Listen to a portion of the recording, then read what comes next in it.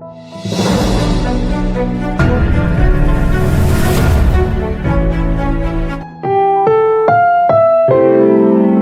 programang ito ay rated SPG. Striktong patnubay at gabay ng magulang ang kailangan. Maaaring may masiselang tema, lengguwahe, karahasan, sexual, horror o droga na hindi angkop. Matagal na nga na panahon na alam nito ni Giselle na wala na nga ang kanyang anak. Subalit, hindi nga inaasahan ang pagdating nga muli nga nito sa Pilipinas kung saan dinalaw nga ni Justin ang kanyang lolo at hindi nga naging maganda ang unang pagkikita nga nila dahil hindi nga kilala nito ni Giselle ang kanyang anak.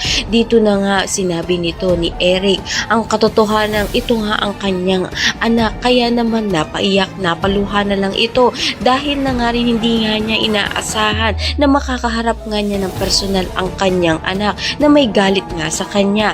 Kaya naman matapos nga ito ay humingi siya ng tulong dito nga kay Eric na kunin nga muli ang loob nga nito at babawi nga siya. Subalit hindi nga siya matulungan ni Eric dahil malalim nga pinanghuhugutan galit nga nito ni Justin dito nga kay Giselle at makikipagkita nga ito nga si Giselle kay Justin upang subukan na kunin ang loob nga nito. Subalit matigas pa rin ang puso nga nito at galit pa rin siya. Abangan nga natin kung makukuha pa nga ba nito ni Giselle ang loob nga nito ni Justin kabila nga ng ginawa nga nito dati sa kanya ng abanduhin nga siya nito. Kaya naman pakatutukan natin yan. Maraming salamat sa inyo.